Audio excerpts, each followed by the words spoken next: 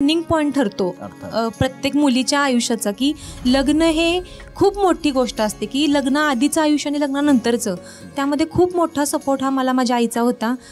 आणि खूप वयाच्या लहान वयातच माझं लग्न झालं, म्हणजे हार्डली 21 वर्षातच माझं लग्न झालं. त्याच्यामुळे तिथपासून पुढचं सगळं आयुष्य कसं जगायचं, कसं सासरी राहायचं, इथपासून सगळं माझ्या आईने मला शिकवलं.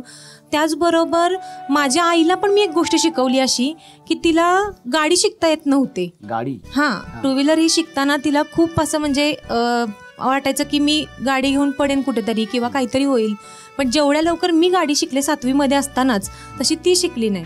पण तिला मी माझ्याकडून एक अशी गोष्ट शिकवली की ती म्हणजे गाडी चालवायला, की तिला ती आता व्यवस्थितपणे येते. त्या मानाने आता ती त्याच्यामध्ये खूप खुश आहे. त्याच्यानंतर तिनं मला लग्नानंतर पण भरपूर सारा सपोर्ट केला, की व्यवस्थित राहायचं असतं आपण 4 लोकात राहताना, किंवा सासरी कसं राहायचं, मुलाला कसं घडवायचं.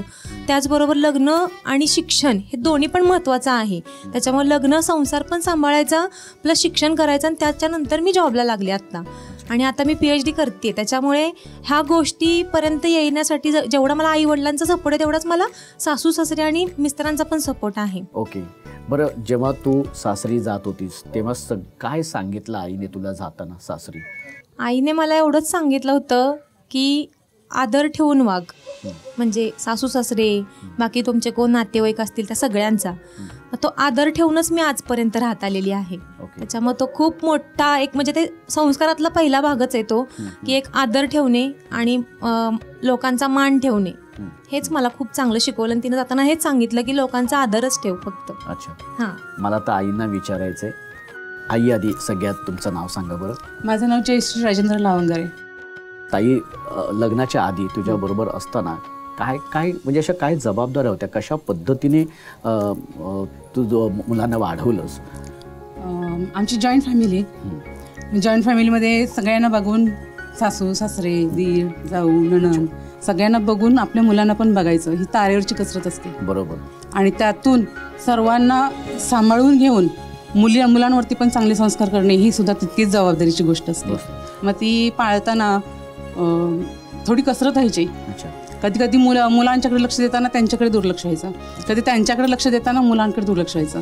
मग तो समन्वय साधताना खूप कसरत करावी लागायची. बरोबर. त्यातूनही सगळं व्यवस्थित झालेलं आहे. माझी मुलं, दोन्ही मुलं सुसंस्कारी आहेत. वा, खूप छान. आणि ह्या सगळ्या जबाबदाऱ्या पार पाडत असताना असं कधी झालंय का की मनात इच्छा नसताना सुद्धा कधी कधी काही गोष्टींचा त्याग करावा लागला? हां, करावा लागला. मला माझ्या नोकरी म्हणजे काहीतरी मी बनायचे होते, ते राहून गेलं माझं. अच्छा. मग माझं लग्न झाल्यानंतर मी माझं शिक्षण पूर्ण केलं, पण बाहेर काय गेली नाही. मुलांसाठी आणि घरातल्यांसाठीच थांबले.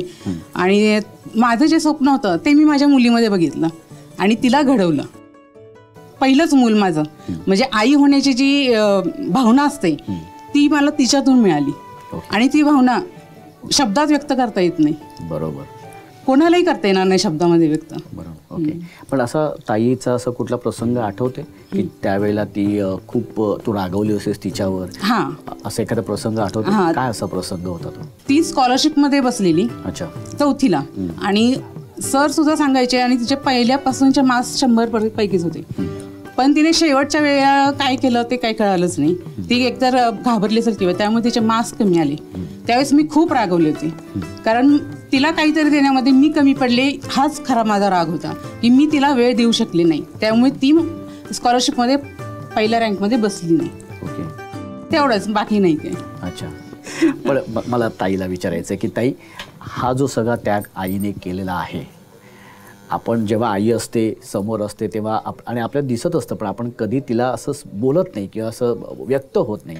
आज तुला जर समजा व्यक्त व्हायचं झालं 16 सख्यांच्या या माध्यमातून, काय सांगशील तू आईला? आई समोरच आहे.